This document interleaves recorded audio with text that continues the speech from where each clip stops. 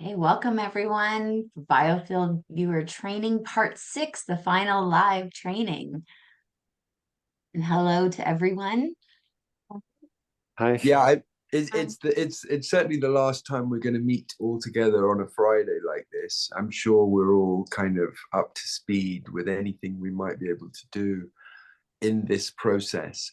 But it's not the final day of your training, and I think I wanted to make that as clear because I was thinking, when you go on holiday and you lie in the sun reading your book, by day 5 or 6, you kind of don't remember what day it is. And at that stage, it's probably best to do a day trip and visit a local town or, just so it's not all kind of just lost in one repeated event, if you like. And I think this day gives us an opportunity. As you know, Tania is off to South America quite soon, isn't it? In a few days. 5 days, yes. Right. Countdown. And Nice. so, that gives us a natural break in the proceedings. But also, I feel that there's actually a one-on-one element that you may or may not need. And I want to turn this next window into that process, whereby I may spend 3 hours just with one or two of you going through actually your own images or a study that you want to do or whatever it is. But this change allows us to go from kind of classroom work to field work. And we use a field device, the Biofield device. And I think that's really exciting phase for you to knowing what you know. Um, and the thing is, I even was discussing this with my colleagues, and they said, well, why don't you give them an intake form so that, they understand what this phase of the study is? And I'm like, well, my students are such varied professionals from so many different fields that it just wouldn't be fair. But that's what we're talking about, is perhaps doing a mini pilot study with 8 or more people, which allows you to fully show your skill sets at taking images and interpreting them, but also noticing patterns in the 8 or the 10 or the 12, which you're then also going to discuss. And so this is actually a whole 4-week project, which you could do in one day. You could just have an open day one day and get some friends over, or you could do it on the 8 people that you happen to get in the next 4 weeks, as it were. Or you don't do 8 people, you do 8 cats, you do 8 plants, you just do it as per your uh, situation, interests, and such like. But I am expecting to see something that when we finally have our, let's call it certificate ceremony in about a month's time, um, yeah, everyone's really happy with what they've done. And it's like, yeah, I did my homework, I did my dissertation, I did my project, however you want to see it. But this is not something you're obliged to do. Also, I feel that you guys already have shown us that you get what the biofield imaging is.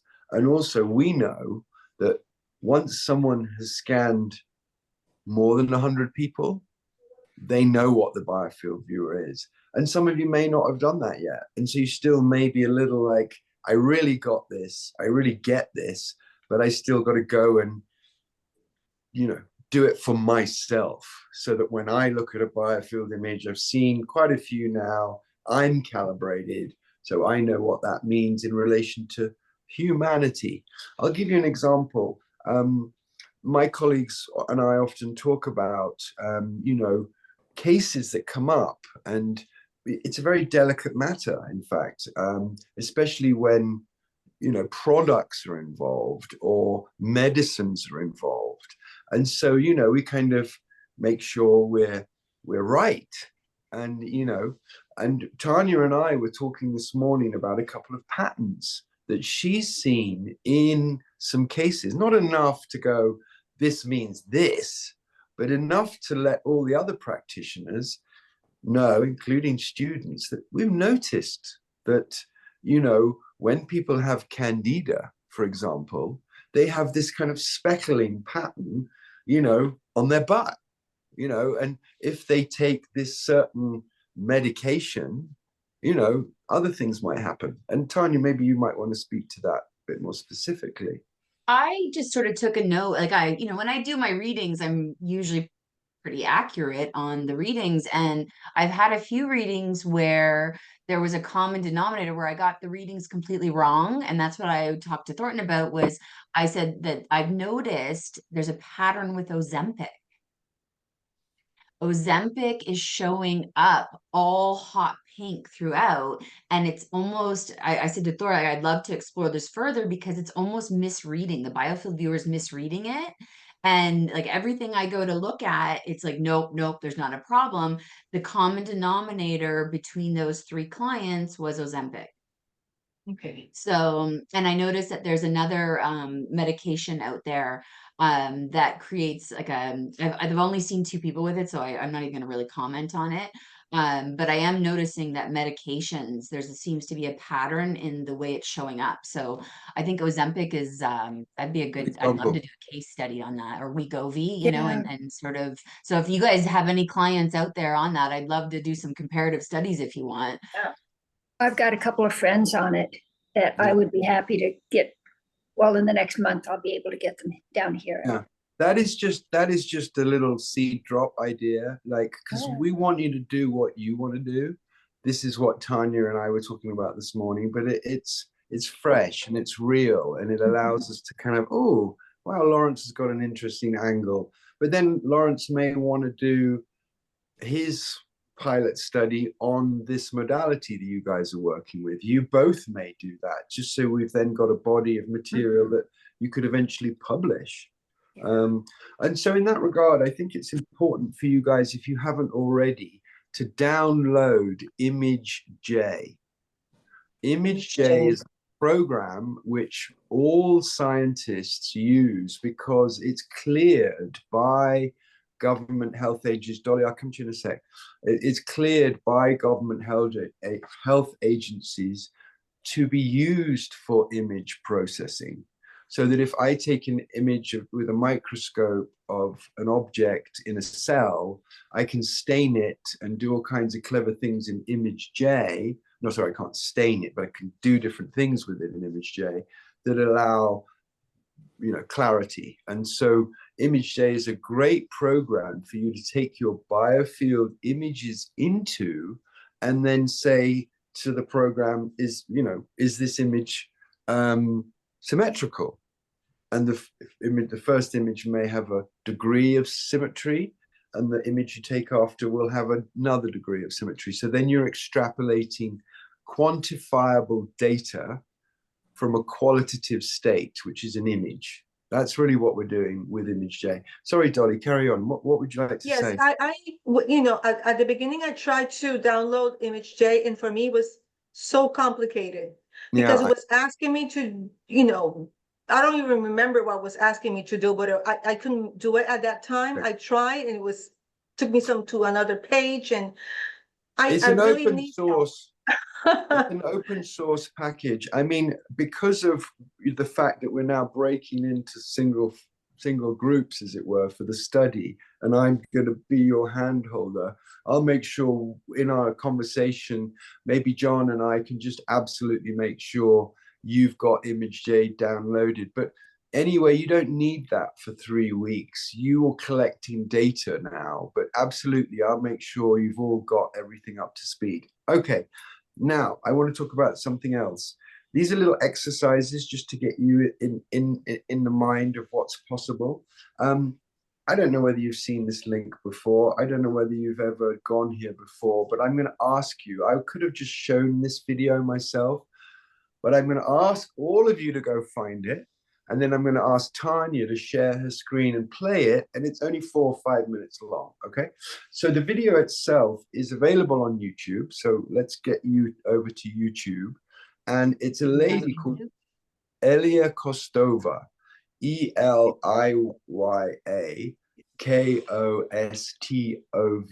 Kostova, Kostova, and she has a channel called Nitropia, Neitropia.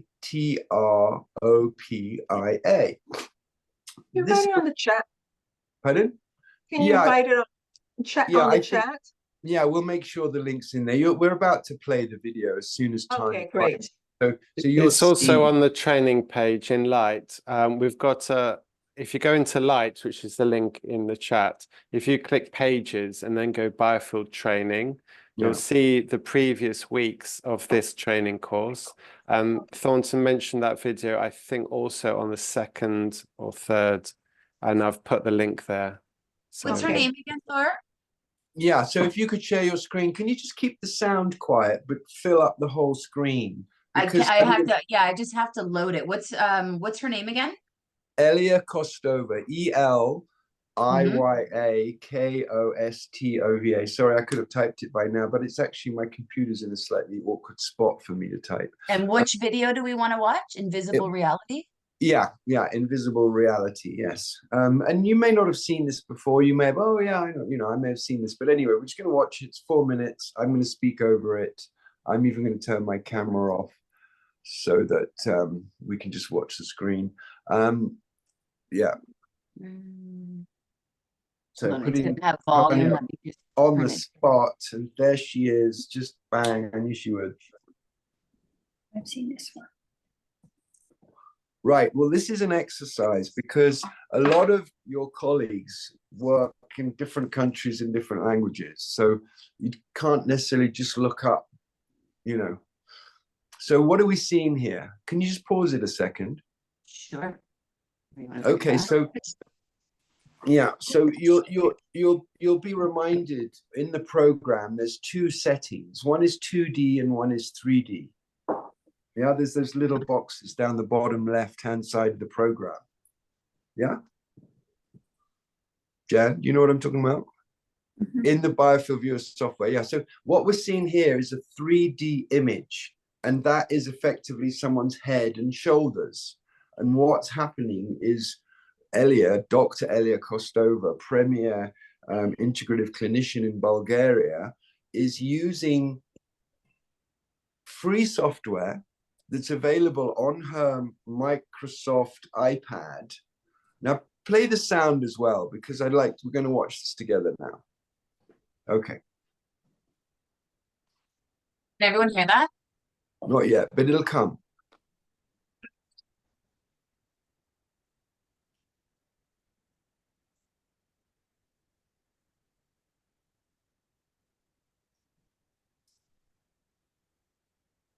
Actually, I can't hear it at all. Is there sound? No. Yes.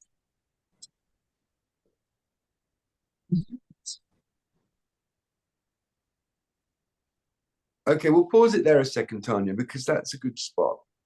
Right. Okay, so Elia has named what we're seeing, there as fenestrations, windows, effectively. And that's the opportunity she has because she is literally the discoverer of these fenestrations. Nobody has ever seen them before. Nobody has ever pointed them out before.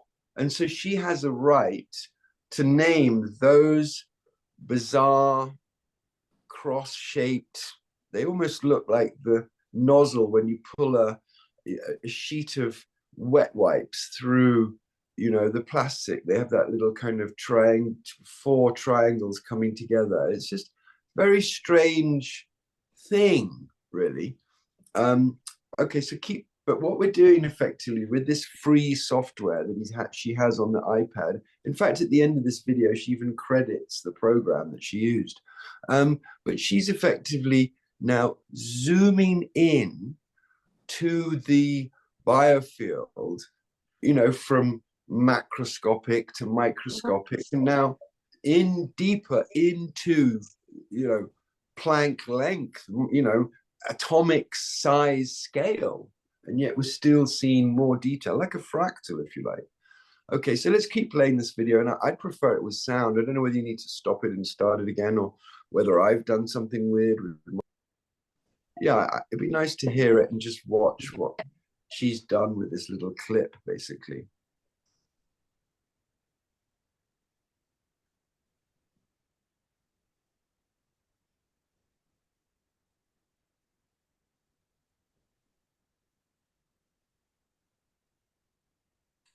So now she's zooming into these kind of fenestrations, and she's clever. She changes the coordinates in the, in the app she's used. This is a Biofield, just one picture, one still picture that she's zooming into. And again, more and more details, strange details, sort of rather unhuman, in the sense that it's not biological in the sense. It looks more like radio antennae or kind of crystalline structures. But, what is the structure? Is this just sort of bioplasma that's creating these clouds and bizarre kind of windows? And again, you see, look, she's jumping out of, one graphic state to just reveal boundaries. And so we're now like, wow, look at these amazing contours. Are they the kind of protective patterns of a healthy field? Is that how, we protect ourselves from each other psychically and emotionally with these fields? And then, if you analyze it from a physics perspective, it's like, wow, these patterns have structure. These look like maps from the London Underground. They're sort of crystals with all kinds of different patterns and shapes. And with further study, we'll notice, perhaps what different diseases look like by the way that these little glass rods, don't forget this is on a Planck length scale, behave and are structured. And it implies something huge, something like Mandelbrot was messing around on his computer and he discovered fractals. And he said, I never had the feeling that I invented this. I discovered these things. And that has opened a whole new world. The quick story, that's the app. Okay, let's all come back to the table. So really that's a good example of where and how wide the spectrum of Biofield application is. Even if you're just using it in clinic to scan individuals, you can then, once you've got a sort of body of cases, if you're specializing in pediatrics or in mental health, or, there are other people, of course, who will have all kinds of different skill sets. One must be open to all these different ways of using this amazing new technology. That's really what I wanted to say, and why I wanted you to see that video. And it enables us to kind of imagine what that looks like, in 5 years' time. Now that this, we've always looked, because we're holistic, full body practitioners, at that integrative full body. But what she did was like, this may well be an integrative assessment, but let's just zoom into this shoulder in a sort of tiny little spot. And so we're not seeing hair and skin, we're seeing the edge of something else, and that's not in current biology. There are people beginning to be allowed to suggest various things, probably because of the whole process of disclosure needing to be managed. But yeah, we've still got our work cut out, and that's why it's important for all of our practitioners to be research fellows first, because this isn't a proven and known field. It's an island that we've just put one light up, and we're just trying to work out where we are. And now you, as the kind of maybe 10th generation of our practitioners, are joining that kind of search with your sense of finding. And that's also, very exciting, because, we know this science has been perhaps overlooked for the last 100 years. And what I say to my team here is, we have to do something very bizarre. We have to invent new technologies based on a science that isn't actually there. So we have to imagineer what would have happened in the last 120 years if plasma science and etheric science had been available in our, international universities. But because it hasn't, we don't want to invent new technologies based on 1905 when when they started snapping the plasma healing tools and saying this is, going to kill people, try these medicines. So yeah, we're all in that exciting state. But of course, we have other skills, like we're psychic and we can remote view and we have precognition. And so that allows us to do that. And so Lawrence, for example, may be using the Biofield viewer for this pilot study, but has a kind of aha moment, which is these three guys were barefoot, and this modality just sticks so much better when these guys are barefoot. Or like these 6 people all drank water in the study, and they didn't just drink water, they drank charged water that, they were involved in charging, and their results are exponentially better too. So maybe if we do the modality with barefoot and glass of water, it's going to gel and settle and sit and, bed in just with these 2 simple observations. So that's really where you can go with this and where we want you to contribute. Yeah, that's really what I would say about it. Yeah, I mean, John and Far obviously are now a growing team and brilliantly handing on kind of skills and responsibilities, which allows us and our institute to, as he said, have a kind of wider time zone. Now that you guys are all in research phase, you may get on the phone with him. One of the things that I've said I'm going to send you before, but I now am actually obliged to send you, is the first ever master's and PhD done only with Biofield viewer at a university. And I was lucky enough to guide the study, but she's a really, she was already a very professional doctor, this lady, but she had a very deep interest in the chakras. She's a Indian doctor who's like, okay, I want to know what this is. I want to know why, modern medicine is on this boot. And, when I get home with my family and we're doing yoga, it's on this boot, what's going on? And so she was prepared to, basically go back to school for 4 years, bless her. And she's got a very wide application of Image J. So this is the right time for you guys to actually see this paper. And I actually made a couple of YouTube video clips about it.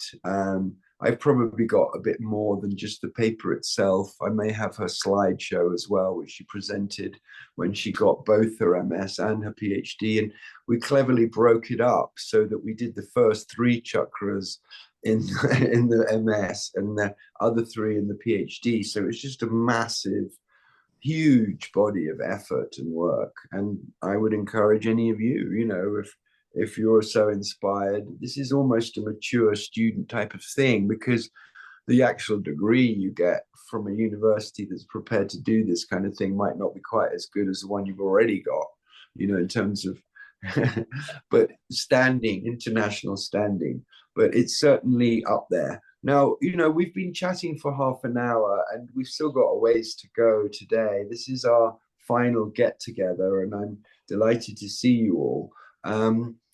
Because I'm kind of rug pulling you all, we still obviously have plenty of time to go through images, especially if you've taken some and you're excited to, show off your new interpretation skills.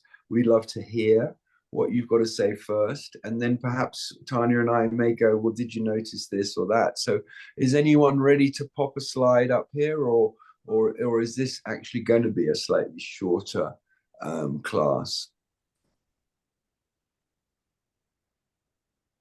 Lawrence, You're on am I, mute, Dolly. Go on. Yes. I have several slides, but if somebody wants to go before me, I don't have any problem. No, Dolly, let's do it. We're all really excited. Okay, I have a, Oh, yes, No, go ahead. I was Okay. just saying, I just heard from Astrid. She's not able to meet us. She just sent an email. I saw that. okay. Oh, give me 1 second. Let me do the sharing. Yeah. Oh, I might have to give you permission. There you go. Now you should be able to share. Okay, can you see this? Yes. Brilliant. Okay. This is the workshop. Some of the people that came to my workshop, there were 9 people in total, but today I believe I only have 4 people in this a PowerPoint. This is a girl like 20, I think she's 23 years old. And that was before the workshop. I see, and then this is first of all, the 2 images that I took, just to make sure that everything was calibrated. And Baseline. then, yeah, and then this is the first slide, and then the next slide, this is the back. Yeah. That was before the workshop. Yeah. I had some issues with the camera in the sense that it started changing colors, or it got kind of blurry, or for some reason I had to keep putting my hands in front of the, like you said, Yeah. to do this several times, but then it started coming out with some little, I don't know, striations, the image. Mhm. So, I A don't little know if that, confusing. yeah, I well, don't know if that, Dolly, that's all good. What you're saying is good, because this is what actually happens when you're taking images. First few times, Tania's really good at kind of sharing her like feelings and experiences of, oh, I expected the image to look like this, but it was actually like that. And it was a bit confusing to start with, but then when I knew more about it, it made more sense. But there is definitely, for sure, a sense that when you're doing the first time, the conditions might be slightly different, and there's lots of different reasons for that. And it may not just be the camera; it may just be the actual scanning space itself has just gone and got energetically busy. So there are actually all kinds of different things that it could be. But because we're looking at symmetry as a priority, color isn't actually as important. So even if you have a before image and an after image that may appear darker, and that you're suspecting it's actually even artifact and not a change of state, we've still got a lot of information. So show us image 3, and I'll explain what I mean by that. okay, this is the beginning and the back side of the before the workshop. And then this is her after the workshop, her front and her back. And now that you're saying that maybe the area was charged with energy, she was the last one. And 8 other people were before her. And of course, maybe the energy of everybody was there, Yeah, or she's done exactly what's happened. She's gone from being completely in her head, just totally mentalizing through life, to suddenly getting this rich connection with her heart. I mean, that's how I see it. I see this girl has gone from being a bit kind of in the peanut gallery, thinking about what she may or may not do, rather than sort of participating. But her nature is participatory. So you've done this workshop, and like I said, those green pixels either side of her, they look like wings. I mean, wow, something's happened. It may have even sent her out of balance because she's suddenly like stirred up. We noticed that there's a kind of pink cloud right almost on her nose in the first pictures, but it shrinks down to just a small dot between her eyes, like she's a lot's going on.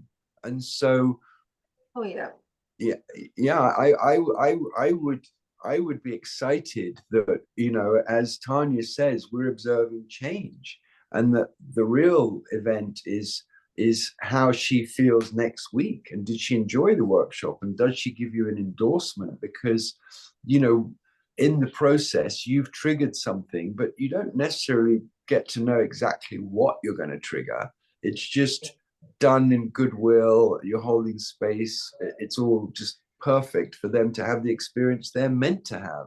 And I think that's important to highlight, Thor, sorry to cut you off, is that have no expectations going into each session, because it's energy. And if you have an expectation, it's probably not going to turn out the way you're expecting. And I know from personal experience. So, sorry. It's okay. It's brilliant. It's brilliant. It's brilliant. I mean, that's case one. Let's look at case two, because we may find the camera settled a bit, and we I don't have another person. Do you want to do another person? Not me or somebody else in the group? No, Dolly, you do all of the cases you have on this slideshow. Okay. Some of these cases I forgot at the beginning how to do the first image without her, you know, without the participant, the calibration. So this is Yvette before the workshop. And she's been going through a lot. And then this is her, you know, front and her back. Okay, can I just interrupt you there, Dolly? Yes. The one thing that we can all see from this panel of images is that the biofield on the left is very different from the chakra on the right, from the back. From the front, it looks more like the kind of normal, don't expect anything, but yeah, the sort of normal phase that we would see between two images. But from the back, there's something quite different. And so what we're noticing here in this particular image with Carmen, that appears her issue is more physical than emotional. I mean, it starts with being physical. In other words, that back and that spine and the flexibility and tension in her back is kind of throbbing and visible in the biofield image. But by the time we go to her spirit self, she's such a graceful, kind, loving woman. She manages to just keep it there in the physical, because she's, you know, she still wants to be the open-hearted person she is, you know, where she gets. That's the way she is, literally. Right, exactly. We're interpreting a biofield image. That's what you're going to get. You know, do 100 cases, Dolly, and you'll be as good as me, because it's literally just practice. And noticing things. Okay, so let's see the next slide down. Okay, this is her after the workshop, and then this is the front, and then this is her back. Wow. Well, you could use those pictures in a marketing campaign, Dolly. You've already got them now. I mean, wow. That's like she was carrying the weight of the world on her back on the first one. Yeah, exactly. Okay, what I need is to really understand what you're saying, because okay, this is I want to focus on the first image on the lower left side. And then on so count how many pink pixels there are just with your brain. There's a lot of pink pixels on her back, and they're quite symmetrical, but there's some hot spots which we can all notice, especially on the top of her shoulders, that spot there in the middle of the back. That's just, and we can also see from any picture of her that she's got a subluxation of the spine. Her left shoulder is lower than her right shoulder in all images. And so she's basically got this tension spot, and that, is it called, it's not the small of your back, is it? But right there, kind of where the pink spot is.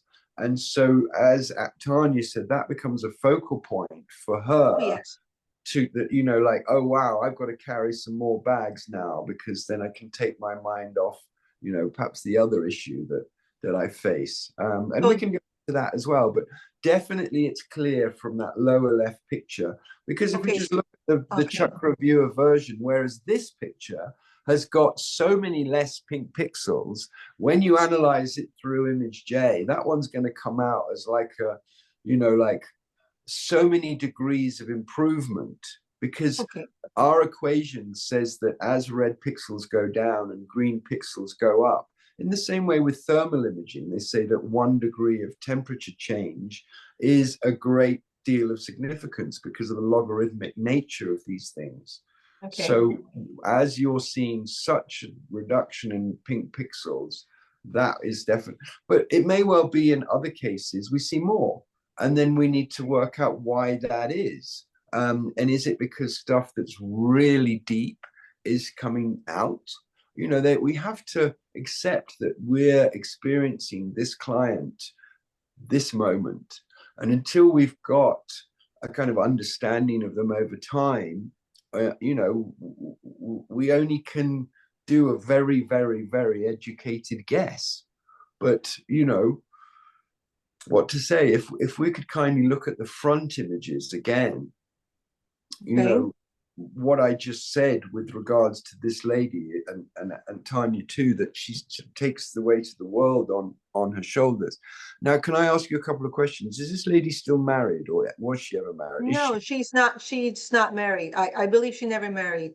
Right. So why did I ask that question? Exactly. Why? Yeah, right. Because there's this sadness which she's got, which is that she's gone out and she's made the very best of her situation, this lady.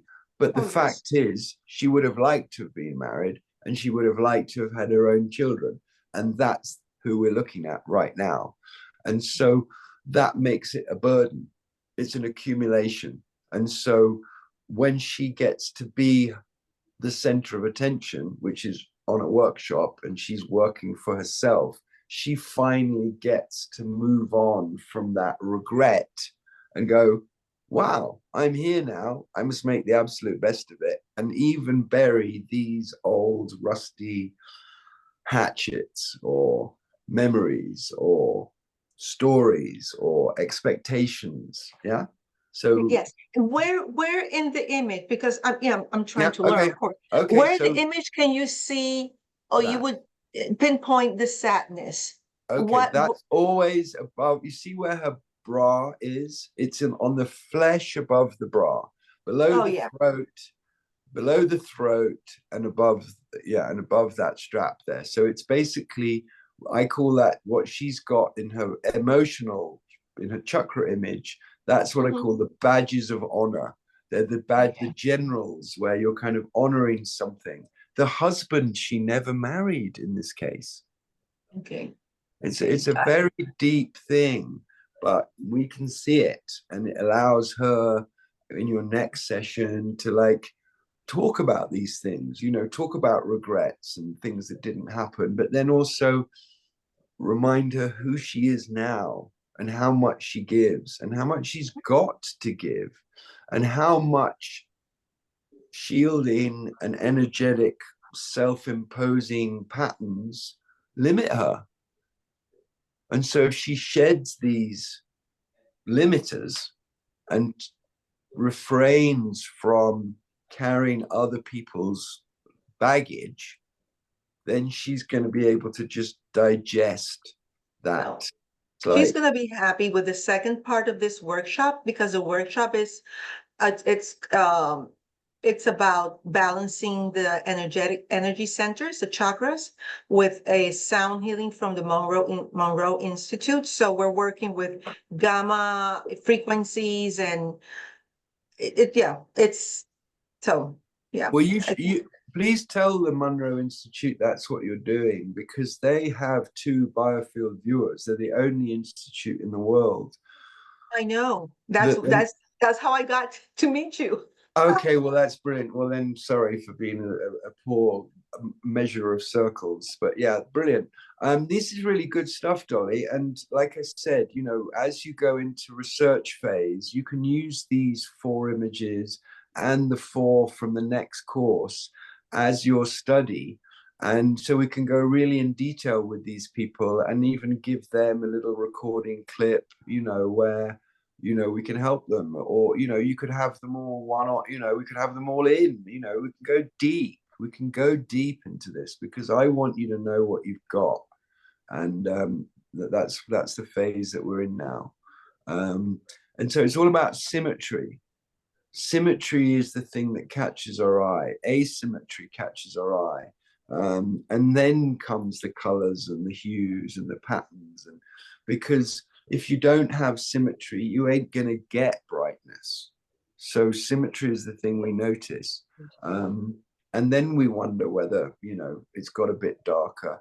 But my instinct with that lady, the first girl you took, is those images are probably quite true, and that she just has dropped out of this sort of mental state where she's very kind of like hovery, and now you kind of dropped her into her body, and she's going to appreciate that. She's going to be, oh, I felt so much, you know. So even if we see asymmetry after a workshop, we're seeing so much else going on that we just honor the flux, we honor the change, we honor the process that's going on, that we just, as I said, catching just a postcard, just a snapshot of it.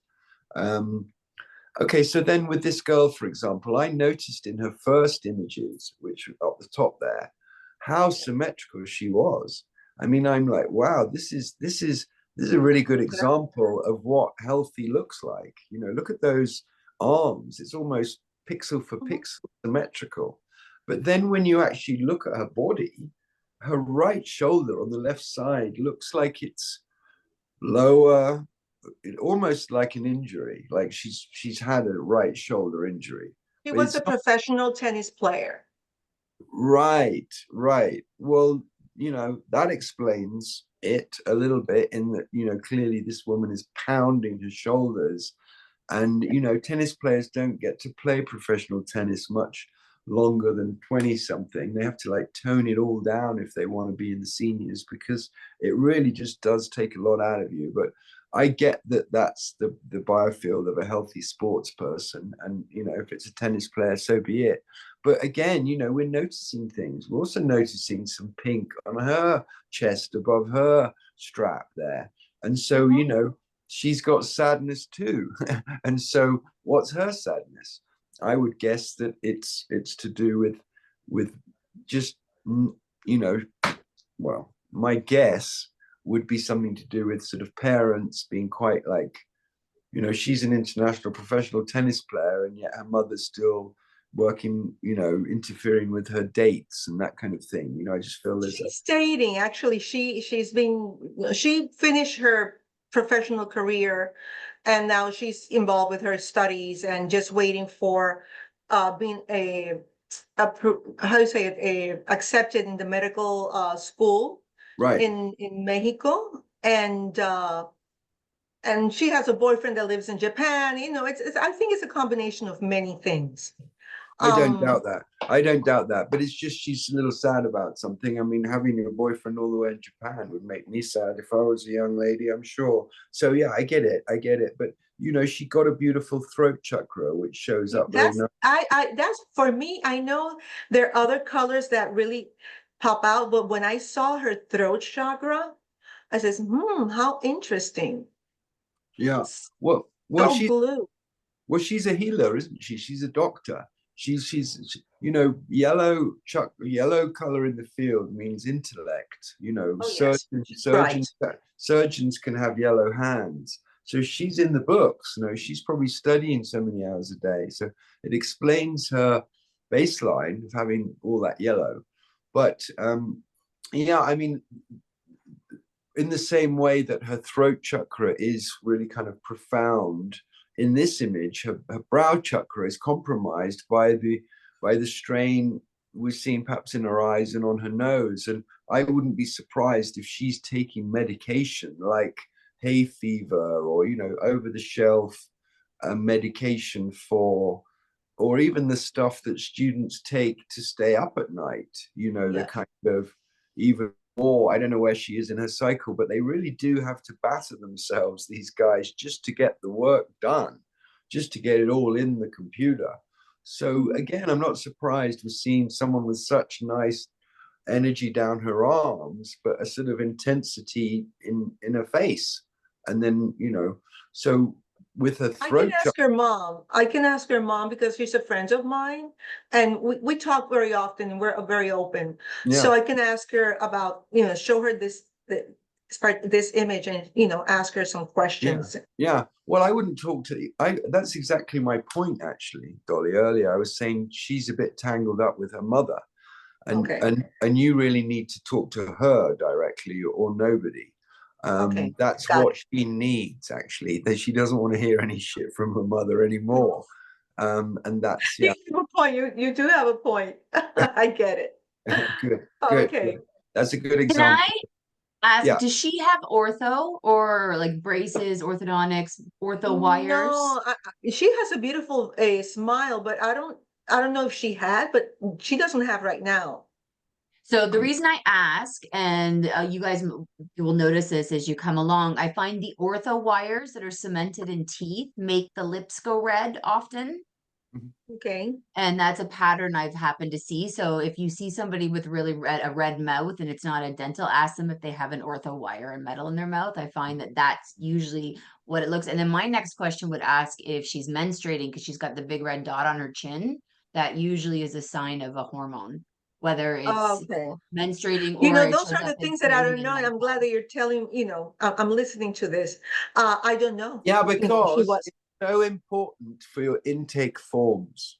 I've said many times, design an intake form. When these people are sitting there in their queue, they've got a clipboard on their lap, and they've got a figurine of them front and back, and they get to do a cross. Oh, I've got a bit of a pain here, or they can write, you know, throbbing or cold, and then there's another one with the teeth where you've got the full palette, dental top and bottom. You can just download these images and they get to go, I've had a root canal here, or I've got 7 fillings here, because you want to know this stuff. You want to know what is their dental history, because that's, you know, we're going to look back on this century or these 200 years as just being the dark age of dentistry. We really are. And it's sad because there's been so many other advances, but just the damage that the choice of alloys and amalgams is going to play out, you know, and we're seeing it from the scientific perspective, but that information is, you know, is delicate. But anyhow, you know, I agree, Tania, it's good to have this kind of sense of questioning. There are other questions that I ask when the client is actually with me, like, do you clench? And sometimes people don't have, you know, a brace, as Tania's describing, but they do have a nighttime kind of clench, kind of silicon thing. So that's going to, you know, all those things are going to imply why we're seeing certain patterns. Now, those 2 patterns on either side of her eyes are unusual. Okay. Now, is it because she's got really bushy South American eyebrows? Is it because she's tired from spending 10 hours on a computer? You know, you've got to get somewhere with it. And my first question is, are your eyes strained? Yes, I've been looking at my phone too long. Then you can discount it, because otherwise, what I think, as I said earlier, is that this lady's on some kind of medication for hay fever. You know, that kind of simple stuff which seems so innocuous, like nighttime or NyQuil or whatever any of these things are. But just if she's taking something like that because her sinuses are getting blocked up, then again, the yellow is the color of someone who's not breathing because they're so busy thinking.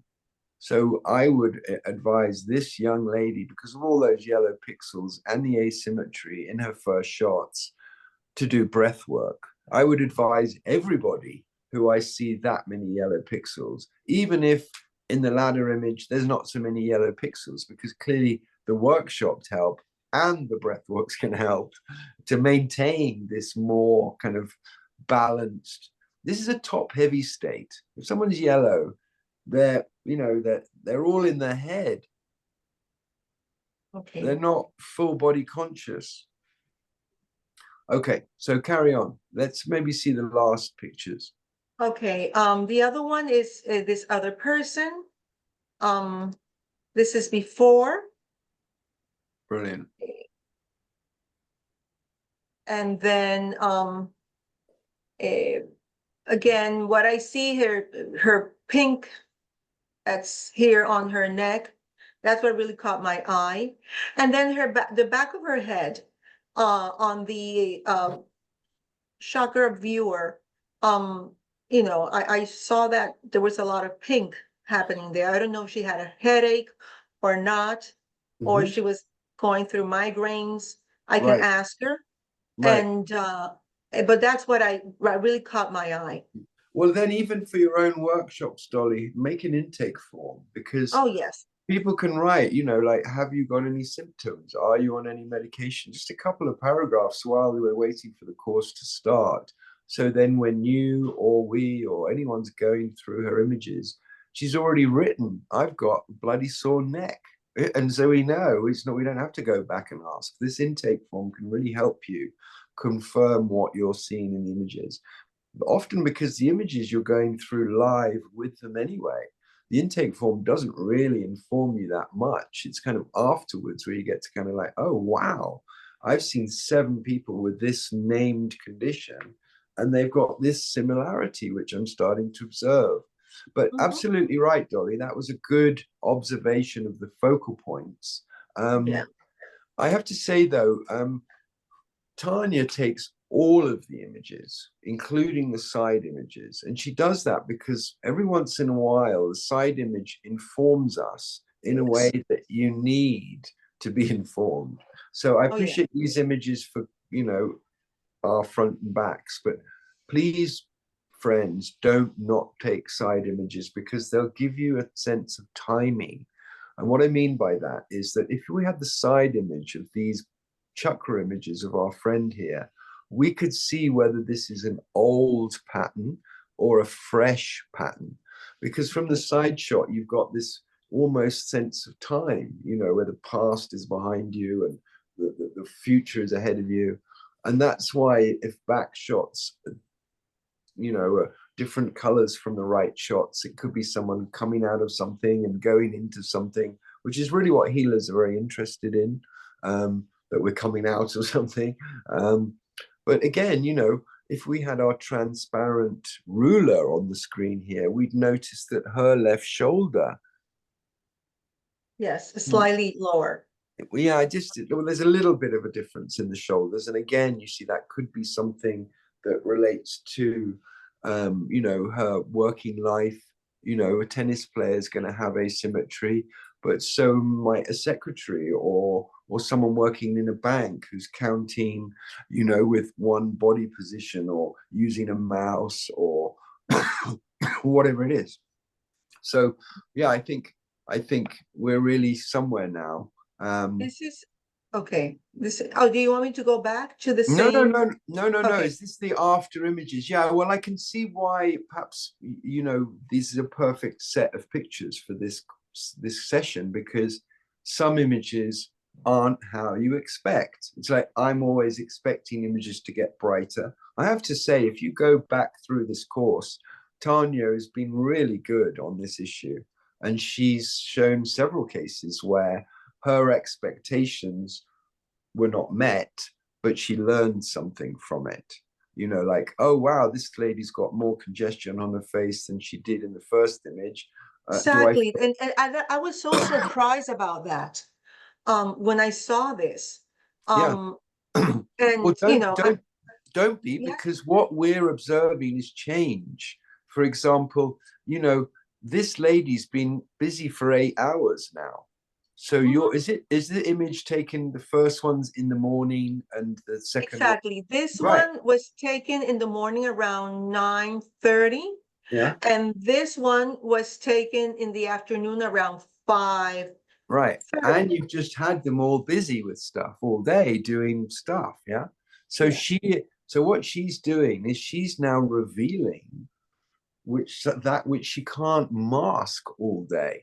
In the morning, everyone's like, I've had my coffee, I've had my night's sleep, I'm going to put on my shiny face and charge into the day. But in fact, by 6 o'clock, I'm completely pooped. And this is the real me.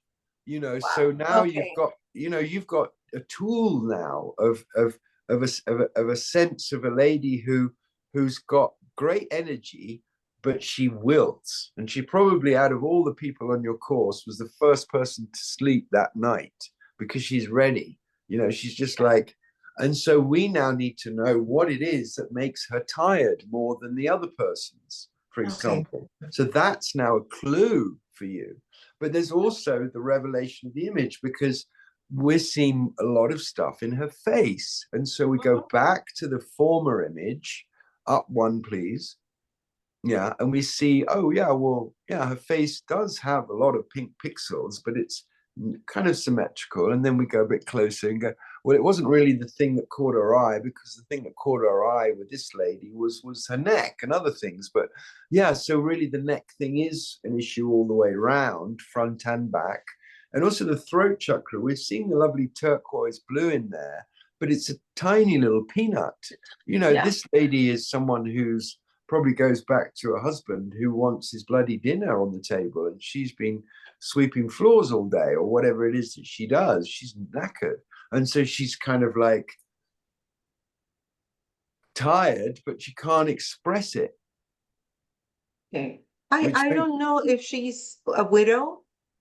Yeah. I'm not sure. I think she's a widow, but I'm going to ask her. Yeah. Yeah, well, yeah, but the thing is, if she's had 50 years of some guy that she then was lucky enough to bury, she's still going to carry all that sort of damage, all that kind of stuff. So that's why she's on your workshops and on your yeah, and she really enjoyed it. I mean, she's ready now to kind of shake off these old patterns, but in doing so, they really reveal themselves. So, like I said, I'm really excited to see your pilot study, which has got these 4 cases in. I'm definitely going to accept this as, you said you had 8 people. Maybe you actually I had have nine people. 9 people? Yes, 9 people. Well, I still have a lot of other images. I mean, like a lot. Yeah. Well, like I said, you only need 8 people to qualify for my examination. So you've already started. I think Lawrence and Jan are probably thinking, and Astrid and the others who are joining this course, wow, lucky Dolly, she's all kind of teed up. But actually, it just means you get to go deeper because you've done a really good set of images. We've now had a good calibration session with 4 of the people. Now, whenever your next workshop is, and if it's not for a couple of months, don't worry, let's use this as your case because it's really juicy. And then we can track this lady and see whether she does have a better stress response in the latter workshop, and she doesn't lose her morning shine with tiredness and strain, and she's still able to maintain this kind of stuff. But in my experience, Dolly, the kind of thing that does this would be amalgam fillings, ironically. So that if this lady has amalgam fillings, that strain on a daily basis makes those people actually tireder every day because they've had to use so much of their bioplasma to process through their lymph these metals. So again, ask her if she's got some fillings or a couple of implants or anything like that. And it could be actually something else. She could say, no, but I lived with a smoker for 40 years. You know, there's something. Go on, Dolly. Yes. So the same group is going to have the second part of the workshop on the 28th of this month. You suggest me to take a picture profile also? Well, you don't need to in this case because we're comparing like with like. And if you didn't take it in the first set, I wouldn't bother. But I would. But you could for practice. Yeah, I would say I would still look. I will. But because we can't compare them, there's no point, in fact. But I'm happy with what you've got. Do notice a couple of things, though. In some of your images, we're seeing the corners of the screen, which implies several things. Your camera is not exactly totally straight. And it's also moved. So, you know, I actually use a bindis, you know, Indian bindis from the market, and I put them on the floor where the 4 feet of the light or the tripod are going to go. Okay. So if the room suddenly becomes a workshop and then I need to put the camera back where it was, I've got these 3 red dots on the floor. That's just what I use, but you can do anything. I was, bringing up the camera up and down because some people were very tall, other people were mid-sized, other people were very short. So I was moving the camera all the time. So maybe that's what happened, but I'm going to make sure that the next time, these marks, these things don't show, and have the camera more straight. Well, that's brilliant. I mean, Dolly, I don't know what to say. You say things like that, and I'm super happy, because that's just what I want for all of you, is just to be more precise, more informed, have better images. So when you speak like I do, it's with authority. You actually know what you're seeing, because there is no artifact. There is no pattern that, is cast by something that, is from somewhere else. It's just pure data, which you've now got pure experience and practice with. But this phase is still, I'm holding your hand. I'm still here. We're still together. So, on the day of your course, Dolly, let's plan as soon as you've recovered 2 days later, when you've got all that raw data, and we can have some powwows. And more important than that is that you guys all make your own intake forms. And so even though you may not have had one for part 1 of your course, make one for part 2. So you actually just, big picture, medical history. When I was 7, this one little white space on the page, and the second, obviously you've got name and address, but also, I give permission for my images to be used for, to help other students or something, because then you've got permission from these 8 people to use their images for your pilot study. That's another important thing, is permission. Yes, very important.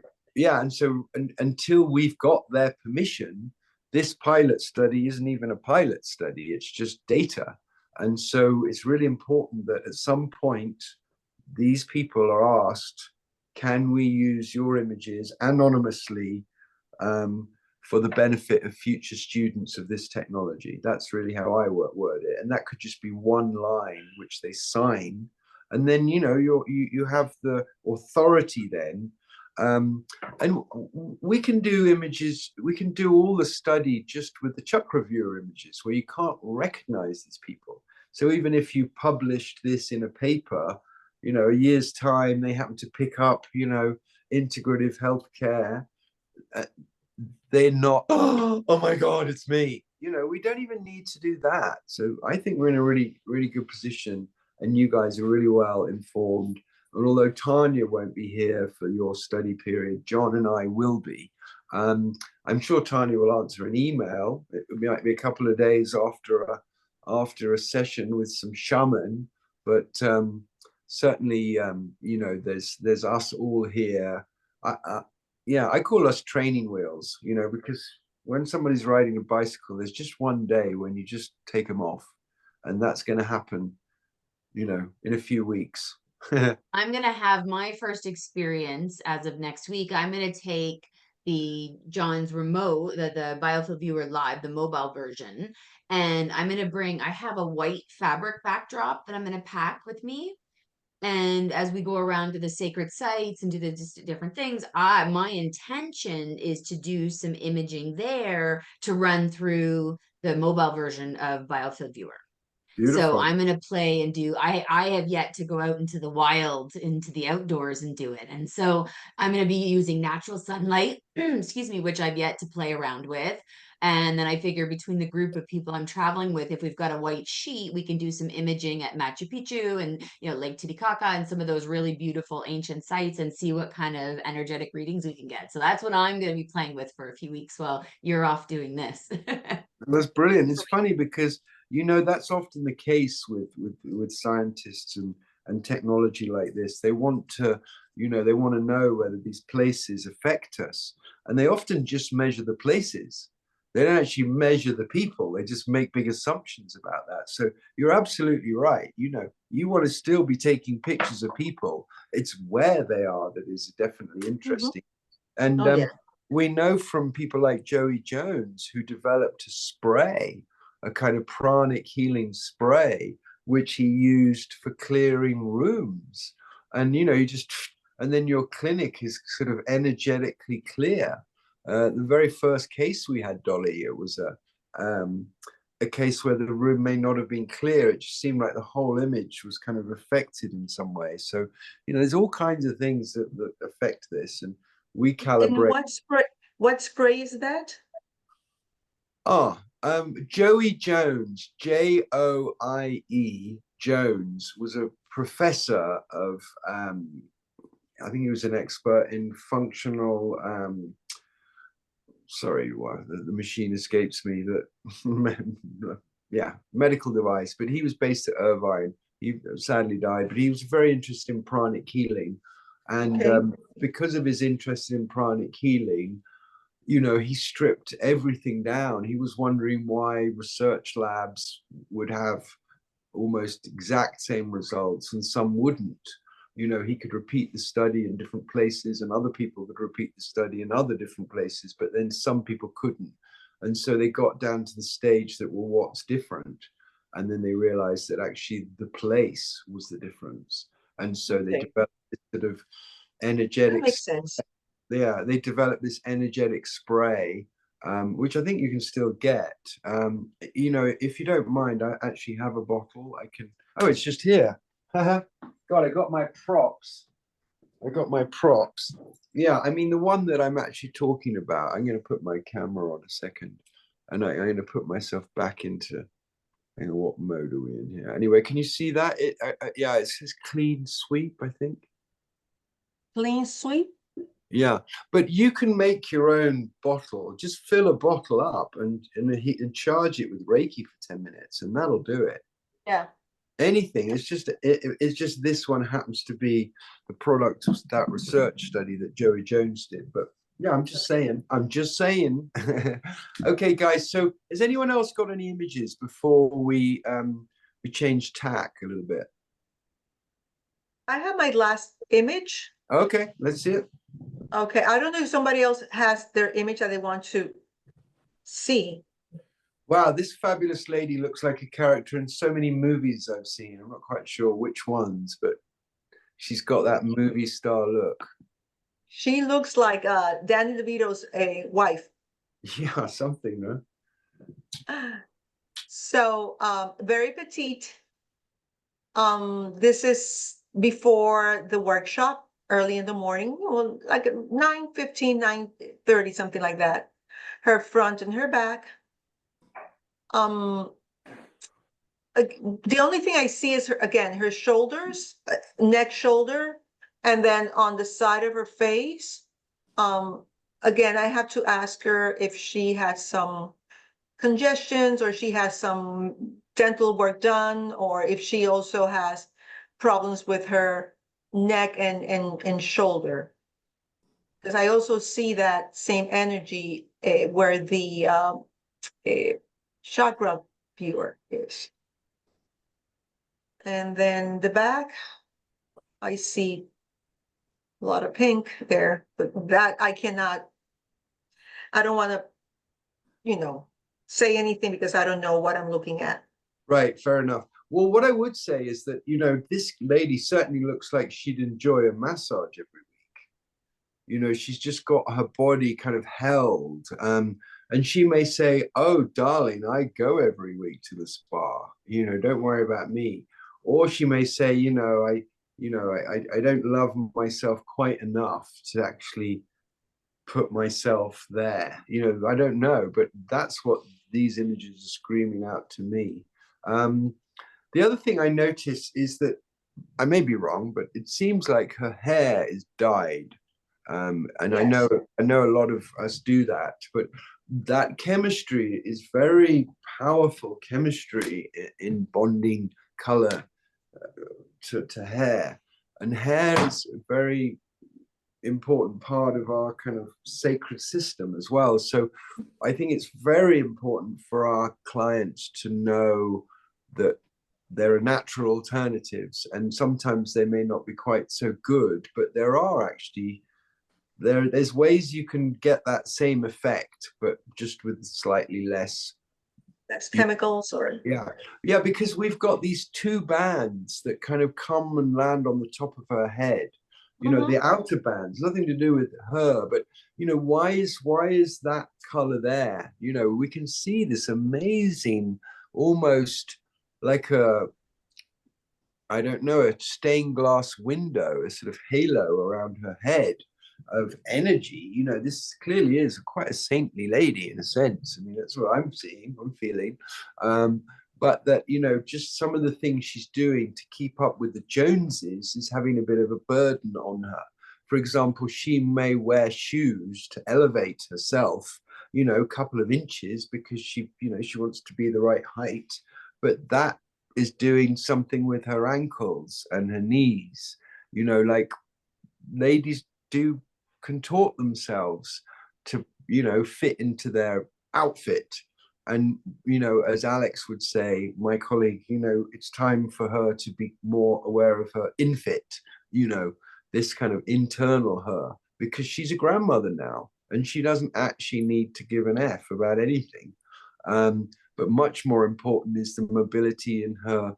I mean, the kind of thing I would ask this lady, even though we're only seeing her upper body, is does she get cold feet in the winter? I've got a sense that this lady would love to have Epsom salt foot baths and just kind of start drawing out a lifetimes of makeup and heels. And But you know what? She's very, I know her for the past 4 years or 5 years, and yep. she's very simple. You know, I mean, like she doesn't wear makeup, she doesn't use high heels. She must be in her 70s. Yeah, but I did say a lifetime of that. You know, she may not be I doing get it right now, but I'm just saying this accumulation. You know, if someone dyes their hair, they care about their presentation. She may not wear makeup because she doesn't need to, but my guess is that she possibly did wear lipstick quite a lot, you know, in the day, you know, and that's what I'm talking about, that kind of accumulation of metals and what have you. It's just the sense, because we're seeing pink pixels where the lymph is, where the down in the throat, just as if she's kind of subconsciously processing stuff.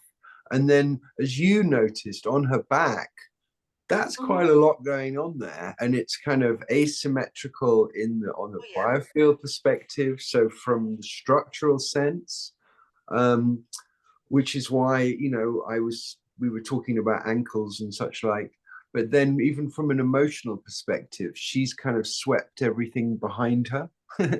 She looks great from the front, but she's kind of got all this stuff she's just swept under the carpet. And again, she's a lovely, simple, gorgeous lady. So hold her hand and lead her through this stuff, because everybody's got stuff. And and we're going to work out what it is with her.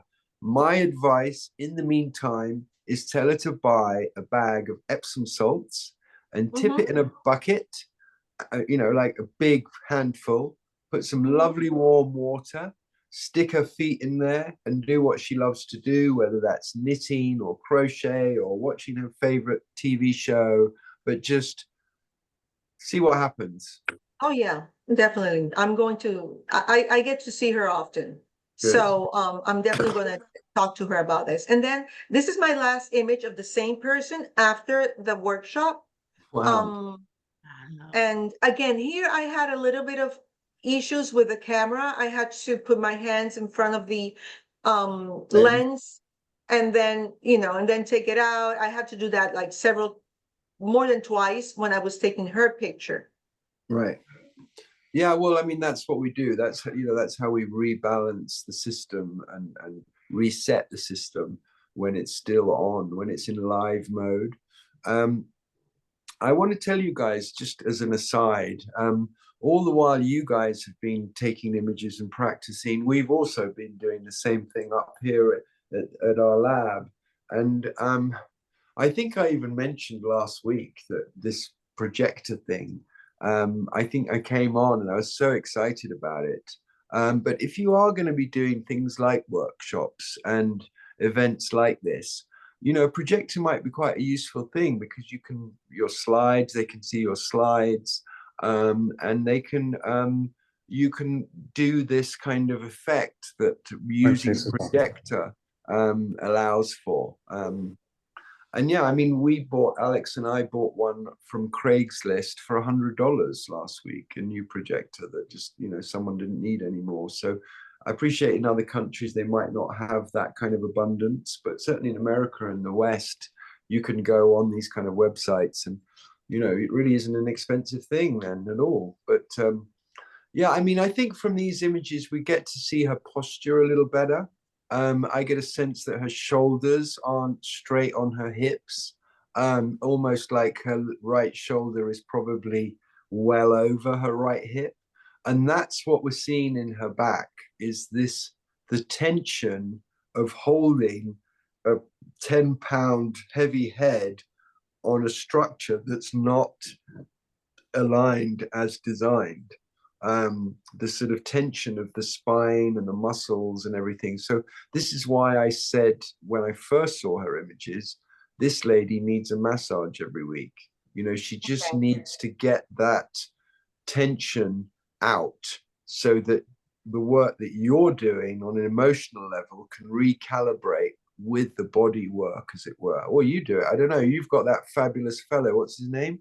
Hans or something. One. Yeah, Yeah. get him on there. Yeah, I have some, but not here, but from that same workshop, he attended this workshop, but for the next time, you're gonna see his images before and after. Yeah, but then, you know, invite him to give everyone a back rub during your workshop so that, you know, and that'll, yeah, I would add more to the mix. Anyway, Yeah. brilliant set of images, Dolly, and well presented. I think everyone would agree that was very professionally done. And of course, you left the door open, which is what you've got to do when you don't know. You've just left the door open. You've just observed. You've noticed, and that's a process. And what will happen is you will be able to go to these two images of that lady with her next time you see her, and you can say, look what's happened. This back stuff seems to be showing up more clearly. Is that really an issue for you and you're just not talking about it? Because if it is, let me buy you a session with my massage master here for, you know, and then we can work out. Our workshops, if one starts giving massage to other people, our workshops are going to start Friday and end up on Sundays because, you know, it's going to be too long. Sounds like it. One of the things that I want to share with you, I'm sorry, about the people that attended this workshop, all of them are psychics. Mm-hmm. And all of them, and not all of them, I would say from 8 from the 9 they work with mediumship. So is there something that I should be looking for when taking their image? No, but you can ask them to guess what color their biofield's going to be. Okay. You know, you can do something like that. I mean, if we went back and looked at all of their brow chakras, we might notice a kind of similarity of something. But you know, psychic is something very, very special. And you know, I know a lot of psychics who are burdened with a lot of physical conditions. A lot of psychics smoke like crazy. So they're quite well hidden psychics. That may be by design. I don't know whether they take psychics out in the sort of great program in the sky, but the reality is that, yeah, I think when someone is being psychic, you're going to do something. So again, as your workshops evolve, you might want to add that element in where people can effectively go into a state of mediumship, where they're actually imagining what card it is that you're holding up in front of them, and you take their image right then, and then you'll see the third eye, you know, do its magic. To add to that, Thor, when we were in Utah at the Energy Healing Conference, the end of June, I started playing with the healers and the psychics. And what I do at a trade show is I actually ask to borrow their phone, and I take a picture of the live Biofield viewer running, the program running. And I started having fun with some healers where I would do essentially what Thor was saying. I would get them into their space and have them do their sacred breathing or chanting or whatever it was that would activate them in their, their center. Mhm. I would put the video recorder on their phone and video record it so they can actually see the change live with their videos. And we saw some really interesting things when we were doing that, different, like almost like orbs and different energies coming in when you could actually watch it back on a playback. So Mhm. that's kind of something fun you could do too Oh, with their yeah. phones, and just have them I sit love there the and idea. get into their center and watch their third eye blow right open right in front of them. Right. Thank Now, you. again, changing tack slightly. I will ask if Lawrence and Jan have any images they want to show. Yeah, thanks so much. For sure, a surprise, interesting image. And also maybe a quick question or two for John and Tanya. But let me grab a image here. This is a historical photo from an old Biofield viewer at a trade show that Jan, where they would touch different orgonite and get various different hand patterns. This was at the Tesla Tech. How long ago? 5, 6, 7 years ago. This was Brian Brian Daly Daly. photographs. Yeah. Yeah, I get that. Well, I mean, the thing is, as you noticed from the last 6 or so weeks, our training is quite specific about the lighting and the background and such like. And because when you actually realize what Biofield Viewer is, just the slightest movement or kind of rolling of the arm or something creates different pattern sets, and that then can be quite confusing. Whereas if someone's just standing still in the environment playing, you take a picture, you know what you got. That's not to say Biofield Viewer can't be used in this way, in the kind of environmental scanning and looking at objects. And I can send you some pictures where someone is just sitting in a specific position and different crystals are just placed in their hands. So they just don't actually move. So when you're looking at the pictures, there's exactly the same picture, just the crystal's different. So then you can see the effect on the whole biofield of each thing. And in this case, obviously, they're orgonite. You can also create, the people who take advertising images of food. They have these like mini biofield viewer environments, which are basically a little kind of light box, three-sided, where they put the food in there on the plate, and then the camera can just do its thing and the lighting is right. So yeah, I mean, if you want to explore kind of technology and this kind of thing, then just design a precise protocol which gives you more reliable data. Because Brian is an old school kind of tuning fork, divining rod kind of fellow. And he collaborated way back when John and I would literally, lackeys running around, in awe of Harry Oldfield, who, was the first person to invite John to make this software. But both of them, honestly, didn't really know how to use it. And I'm quite happy to say that on the record. I mean, it's not they didn't know how to use it. It's just that they perhaps never calibrated it. So, now, obviously, Brian has got years under his belt and he's leading research projects and, wow. But in the early days, I would see images of kind of Gettysburg clouds and I'd be like, that's fabulous, but I'm still not actually sure what I'm looking at. Now, I have to say, I also have my own limitations. We have a colleague who unfortunately passed, but she was amazing. Her name was steerer, and she was in Chicago for many years serving the community there. And she said to me just one day, Thornton Streeter, you have no idea what you've got there.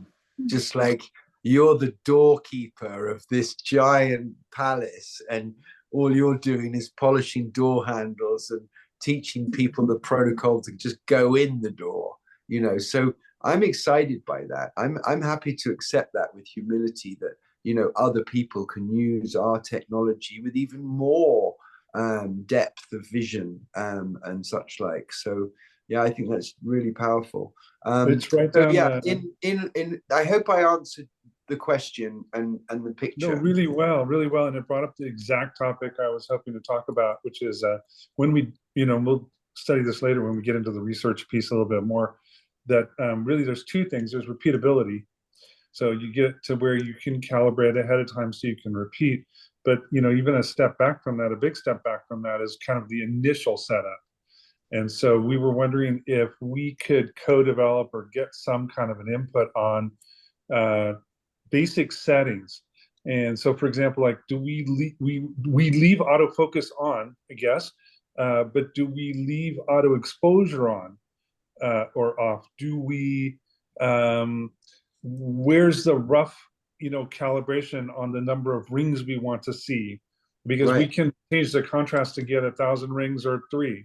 Right. I mean, yeah, well, there are lots of parameters, of course. I mean, I've been experiencing something very similar to what you're kind of describing, because I'm living off grid, and I bought this power pack thing which charges with solar panels. And so instead of having to have a generator on, if it's not, you know, there's no sun or whatever, I just use this power pack. But it does something funny to Biofield viewer images. It kind of makes them go whoop, whoop, whoop, whoop, like this. And when I turn it off, it's not there anymore. So yeah, there are all kinds of different things that affect it. I mean, I'm certainly up for that. I mean, why don't you make that part of your project? I mean, clearly, Lawrence and Jan, you've got an opportunity as a team to do something quite mega. And you know, the timeline is just a timeline, especially with the fact that you've got the multi-scan, you know, and this is an opportunity for Which you still doesn't work. well, we're working on it. That's a crap show, but then that's perfect. Let me personally get involved and get it all working, and we do a study with the Biofield viewer and the multi-scan, whereas Dolly's got her program and workshops that she can tie her study to, and Astrid has got her show, and you know, the Napiers have got their thing, and all our other students have got their own specific thing that they want to look at. But I'm open to anything in terms of making shedding light for students. But you know, you're asking questions that people who've used this technology for over a decade have never even bothered to ask, because they don't even know the difference between auto focus and auto, you know, it's just, they've got it set up with a simple camera and they've never changed the settings, and it's just what it is. But yeah, you're right. What triggered this for us is we changed the light source. We bought one of the Lumi cubes instead of the, you know, Amazon basic light that we were using before, and everything changed. Yeah. All the pictures, everything we had before is like totally, we're starting all over again. Right. Well, that's okay. We have yet to get it back calibrated to the way we had it calibrated with the other light source. Fair enough. But in a way, you know, you're then one of our very important pioneering colleagues who's picked up the baton early, because this has only become a new recommended light by our team. So now here you are in the field giving us this feedback. It's clearly a better light. And yes, you gorgeous. Unpacking it, it was beautiful. Yeah, but then, you know, if someone's just spent $100 on a light, they might need to save up a month. It was more like 200, but yes. Well, no, I meant the Amazon cost you 100. Yeah, so before you put that one away, you kind of want to, maybe you can give that to a friend who's a photographer or something and upgrade. But yeah, that's really good to hear. And maybe you can give us a little bit more detail about the light when we speak. You know, I'll write you up something and I'll send it your way. And then we've been playing with the resolution. It defaults to 480 by 640, and we're switch it to 800 by 600 to get a little bit sharper images. But this is just for John. It seems like it keeps downscaling. It keeps defaulting back to every time we save a photo, we have to re-up the resolution if we want to keep it there. Okay, I'll have to look at that. You get yes. prizes for finding. Yes, you might have found something. Prizes, yes. Prizes for glitches. Yes, definitely. I'll look at that. I'll look at that. Okay. So changing resolution, the detail. Yeah. Yeah. We'd love that default to stay to where we set it, and then we went and turned it on one time, and it said you're not connected to the internet, so we're not going to start up. So I think maybe we've got an install that's internet dependent, or there was like that's a separate issue, and I encourage everyone to install the offline, the completely offline edition. So on the info page, there's an info button on the toolbar. There's enable offline button, and if you're running it on the computer you want to use for offline, then let me know when you've pressed it, and I'll send you the update, which will never require any internet connection. Oh, fantastic. We love it. We really do love it. And you can put that on both of your computers. I mean, John's not going to go, hey, it's yes, you can do that for more than one. Yeah, it's not a problem. Okay. Right now it's just on a PC, and yeah. I am totally PC illiterate. And I would tell you the hardest part of this whole learning curve for me has been learning how to use the PC. Yeah, well, I miss my net crazy. Yes. So. Well, I mean, I don't know what to say. I feel a bit like that whenever I use the system on the PC, but it somehow is, I guess, a right brain, left brain thing. You know, you've been using a Mac so much, you need a bit of Microsoft just to straighten the web version will run, of course, on the Mac, and we've got a lot of things that that are at very advanced stages of development, which will make that run a lot more usefully. Yeah, brilliant. Well, guys, because we're kind of breaking camp now and going our separate ways for our studies, I do want to encourage you to stay in touch with each other, especially with Tania and John and I, but, you know, even amongst yourselves, you know, Dolly, get Lawrence's number so that if nobody's up, Lawrence may go, yeah, Dolly, I know what to do. You know, move the light closer, you know, just we're a team now. And, you know, we're going to make sure you join the wider family by being part of Light and some of our other groups and social networks. But yeah, I mean, I'm almost going to break camp now and get on the phone to the multi-scan set so that, you know, we're not getting delayed there. And Dolly's absolutely flying already, so I don't even need to say anything, but just well done, Dolly. That's brilliant stuff. Yeah, go on, Dolly, if you've got a question. Yes. What is the multi-scan? What is that? Oh, it's another device that I've used in research for the last so many years, and it's the only other technology we really recommend apart from, say, thermal imaging and live blood. Multi-scan is basically a new way of doing a full body scan. So in the same way Biofield can show you the energy of your organs, this will actually give you a full body figurine, the functionality of the organs from a medical perspective. Okay. So as these guys are doing really like mega stuff, you know, it makes sense for them to be able to speak to everybody, you know, to address every issue. And then it's a much more interesting process because you may be looking at a medical condition and but also seeing it from an energetic perspective. So yeah, I think teams like Lawrence and Jan are going to be very important, what work they do in the next few years, so people understand where medicine and holism actually meet. I'm really excited. Yeah. But there's a glitch, I guess, slightly with the training. So that's where I'm going to jump in now. Tania's going to Peru. John is programming like a master in England with all these exciting upgrades he's talking about or alluding to. I'm totally stoked. I'm thrilled that our other students are going to watch this and get up to speed as well, even if it's in 2 years' time. and this point in the course they're going to be at now, diving into their sort of 4 to 6 weeks of study, because you've all done little mini studies with 1 and 2 and 3 people. Now we're going to have bookends where we see the beginning, the middle, the end, changes that are taking place over time. And that's really going to help you understand how this technology can be used and support your work. So even though it's only been an hour and a half or so, I think I do say this every time, this is how long a class should be. Otherwise, there's too many sore bums and not enough tea being drunk.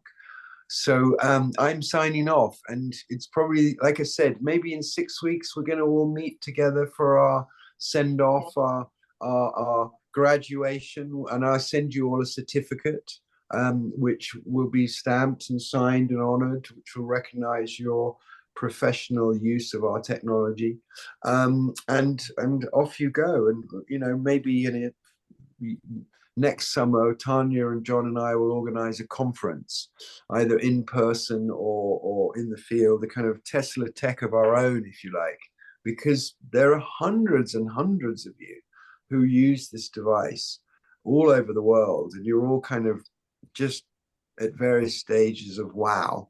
And it's beautiful. It's a beautiful experience. And so welcome. See you soon. Lots of love. I'm definitely going to have a cup of tea. I wanted to say thank you for that color thing that you and Tania did. I really appreciated that. Yeah, that was good. We were still going to actually nail that into the training. That was on the 5th class or in the 4th Yes. class? The 5th We'll- class. The last one. You have that email, Dolly. It was Yes, a bonus. yes, thank you so much. Yeah, it was a bonus link. It's now in the class, as that was, though. That was live. You guys are live. You're cutting records with us. So lots of love, and we'll speak soon. My Take care. pleasure. Bye, guys. Thank you. Thank you. Bye. Bye.